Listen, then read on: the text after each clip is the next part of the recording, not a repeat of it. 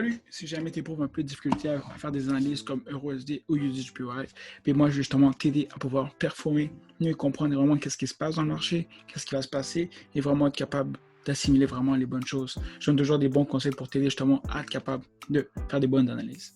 Alors moi c'est Sergio Guerrero de Forex Vision Academy. Je suis ici pour t'apprendre le Forex et pour t'aider à devenir un meilleur trader. Mais avant ça, on va aller à l'intro avant de continuer.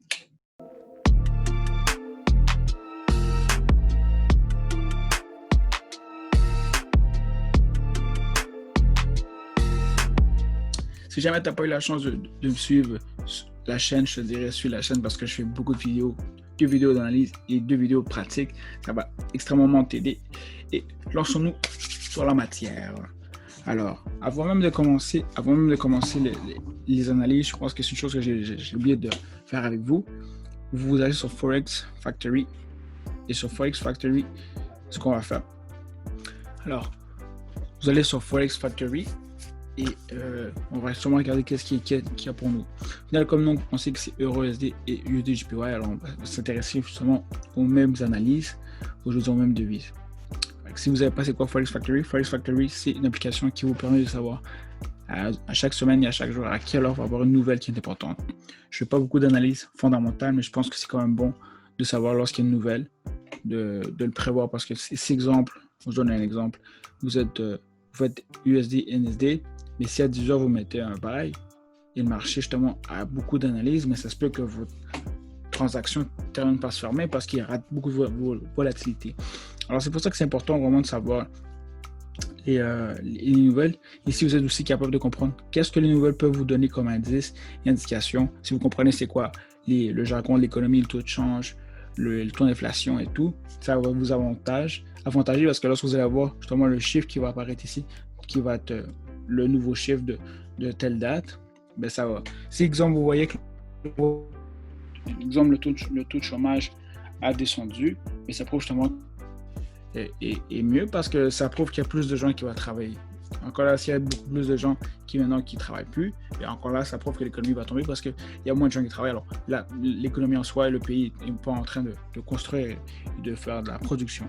Alors c'est quand même bon de savoir si vous allez chercher un peu aussi des côtés économiques sur YouTube, plutôt pour vous aider justement à comprendre un peu tout ce qui se passe. Alors, si on revient ici, ce qui est intéressant, cette semaine, je vous dirais simplement qu'il y aurait ici le USD à 8h30 qui va être important, vendredi, c'est ça, vendredi à 8h30. Après ça, vous pouvez quand même regarder s'il y a d'autres nouvelles. Vous voyez qu'il y avait deux nouvelles qui sont jaunes, qui ne sont pas si importantes que ça. Après ça, ici, on a une moyenne qui serait le jeudi à 8h30. Alors, moi, ce que je vous suggérerais de faire, c'est de prendre une feuille, justement, vous marquez sur une feuille de papier ou whatever sur votre agenda, de savoir à telle heure il y aura une nouvelle quand même assez importante, comme ça vous pourrez justement prévoir durant ce temps-là si vous faites une transaction ou pas. Et ne pas avoir de surprise comme moi j'ai eu souvent. Okay. Alors, si exemple on commence avec USDJPY, si jamais je sais qu'il y a beaucoup de gens qui sont plus intéressés à l'USD, j'ai pu le voir dans les vidéos, je vais toujours mettre le temps que je commence justement l'USD parce que je sais que c'est pas tout le monde qui est intéressé par USDJPY. Alors si jamais vous voulez sauter, je vais marquer dans parlant justement à quelle période commence l'analyse de USD. Alors, encore une autre chose que je vais rajouter, si vous n'avez pas vu, je fais toujours des analyses à chaque jour. Alors, je vais encore mettre en haut l'analyse de la semaine passée, comme ça vous allez pouvoir suivre ce que j'ai dit la semaine passée et ce que je vais dire aujourd'hui. Ok, lançons-nous. Comme j'avais dit la semaine passée, j'avais vu justement que le marché ici allait logiquement faire un retracement. Et c'est justement à ce moment-là, ce mouvement-là était très important parce que ça nous montrait et nous confirmait si réellement le marché allait réellement maintenant aller vers un uptrend ou si elle allait décider de continuer son downtrend. On peut voir que finalement le marché a rejeté le 38.20 et c'est ça qu'on voulait justement, que le marché rejette le 38.20 et en plus avec le NFP, la nouvelle de la semaine passée des États-Unis a prouvé justement que le taux de chômage avait descendu, le taux d'emploi avait augmenté. Alors qu'est-ce que ça fait? Ça, c'est que l'économie va mieux. Et si l'économie va mieux, ça fait quoi? C'est que la valeur du US va augmenter et la valeur du euro va tomber. On peut voir ici après ça que c'est toujours bon d'avoir une confirmation. Première confirmation, c'était justement que le marché rejetait le 38.20 et la deuxième, c'était justement que le marché elle a essayé de retester la 23.60 et la rejeter. Et c'est bien ce qui s'est passé. Maintenant, je me suis mis comme appui une trade line. Et ouais.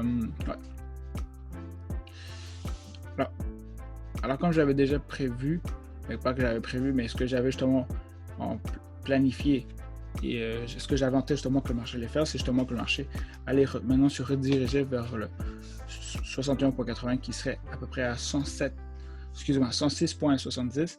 C'est-à-dire que de là à là justement, on pourrait dire des CSI, il y a à peu près 80 pips à faire. Alors, c'est quand même bon de voir que justement le marché est vraiment en train de partir vers le haut. Et si on va sur le daily, on voit vraiment que la structure est extrêmement bien faite. On voit qu'il y a ici un uptrend. Excusez-moi. Voici qu'il y a un uptrend. Il y a eu des candles justement en retracement et finalement ici on voit un gros daily justement qui a été créé. Et finalement on voit justement que logiquement le marché va aller par ici. Encore là, est-ce qu'il va aller jusqu'à là? On verra, mais le premier take profit ce serait sur cette semaine, ce serait 61.80. Le deuxième, ce serait le 100 et logiquement le troisième serait le 127. Et ce serait quand même beaucoup en une semaine. Encore là, ça reste à voir. Je laisse quand même le FIBS un retracement. Tant qu'il n'y a pas un retracement qui est fait, je vais toujours garder le FIBS du retracement. Comme ça peut quand même aussi m'indiquer d'autres zones où le marché pourrait peut-être s'arrêter ou peut-être avoir une petite résistance. Alors ça, ce serait un peu pour le DJPY. Il n'y a pas beaucoup de choses à expliquer. Si vous avez suivi mes analyses la semaine passée, pour voir que justement, comme j'ai dit, le marché est dans un downtrend. Logiquement, en ce moment, il est en train de faire un retracement ou en train de faire une petite montée. On peut voir, comme j'ai dit, le marché a remonté ici. Après ça, peut-être redescendre parce que c'est justement ce qu'il fait. Le marché est en train de faire son downtrend. Par après, EURUSD. EURUSD, encore là, comme j'avais dit tantôt, comme il y avait la nouvelle du NFP, le NFP, c'est justement la nouvelle qui avait montré justement que les États-Unis avaient pris en soi de la valeur pour la devise parce que justement tous les indicateurs prouvaient justement que justement l'économie, enfin, pour le mieux, ça va pas bien, mais quand même ça va quand même déjà un peu mieux.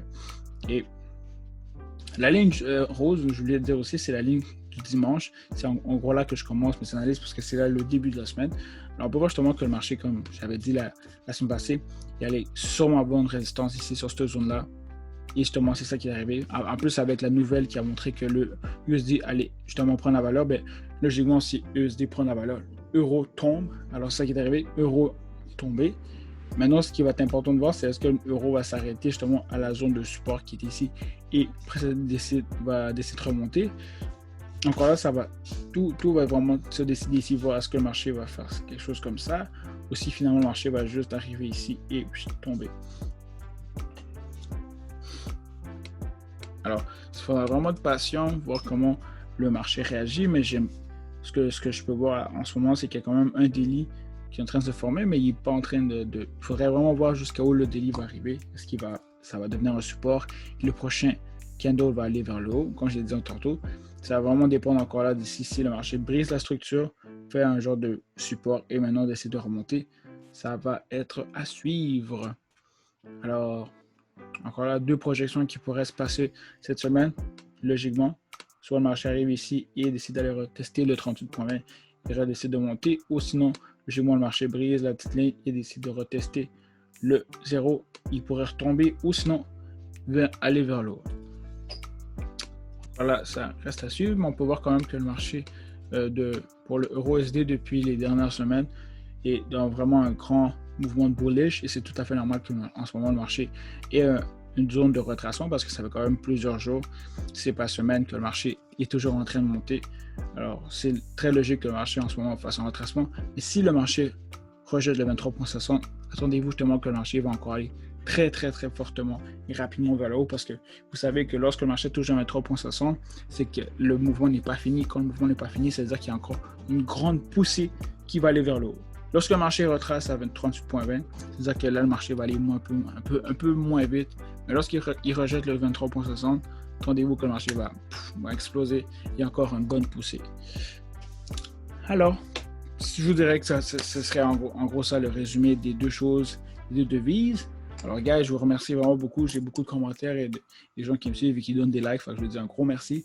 Si jamais vous n'avez pas encore subscribe à la page, je vous donne un like. Je vous suggère de le faire parce que vous allez manquer quelque chose.